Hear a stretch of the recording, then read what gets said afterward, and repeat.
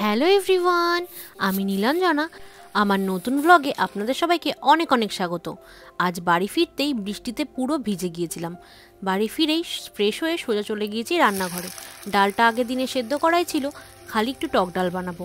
প্রথমে সর্ষে, তেজপাতা, শুকনো লঙ্কা ফোড়ন দিয়ে সেদ্ধ করা ডালটা আমি দিয়ে দিয়েছিলাম।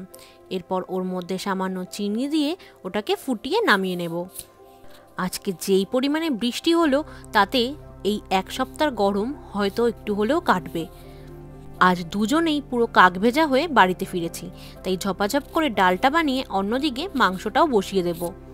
আমি বাজার থেকে মাংস কিনে রাখলে একবারে ধুয়ে পুছে পরিষ্কার করে ডিপ করে রাখি, আর যেদিনকে রান্না করব তার আগের দিনকে রাত্রেবেলা বের করে রাখি। আর আজ তো আমাদের ডিউটি ছিল, তাই আজকে যখন কাজে যাই তখনই বের করে রেখে গিয়েছিলাম। মাংসর যা বরফ ছিল একদমই গলে গিয়েছে। এরপর হালকা করে একবার ধুয়ে আমি মাংসটাকে মশলা কষিয়ে দিয়ে দিয়েছি। এবার ভালো করে কষিয়ে আজকে একদম কষা কষা করেই মাংসটা রান্না করে নেব। গ্যাসের ফ্লেমটা মিডিয়াম করে ঢাকা চাপা দিয়ে রান্না করব। এই ফাঁকে আগের দিনে করা একটু তরকা ছিল আর দুটো রুটি ছেঁকে নিয়েছি। এটা খেয়ে নেব, কারণ প্রচণ্ড খিদে পেয়ে গিয়েছিল আমাদের দুজনেরই।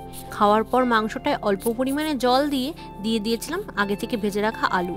তারপর একদম কষা কষা হয়ে আসলে গরম মশলা আর ধনেপাতা ছিটিয়ে নামিয়ে নিয়েছি। বেশ অনেক দিন পর এই কষা কষা মাংস আজকে রান্না করলাম। বেশ ইচ্ছে করছিল জানেন কষা মাংস খেতে। চলুন, মাংস রান্না কমপ্লিট। এবার একটু পাঁপড় ভেজে নেব। ওই যে টক ডাল করেছি, টক ডালের সাথে পাঁপড় ভাজা দিয়ে খেয়ে নেব। আজকে আর অন্য কোনো ঝামেলাই করব না। টক ডালের সাথে মাছ ভাজা, আলু ভাজা, পাঁপড় ভাজাই বেশি ভালো লাগে।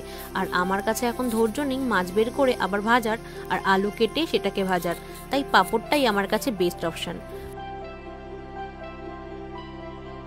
চলুন, রাত প্রায় 9:45, এবার আমরা ডিনারটা করে নিই।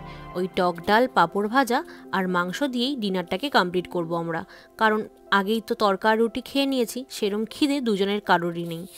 আজকের মতন এইটুকুই, দেখা হবে অন্য ভ্লগে। টাটা।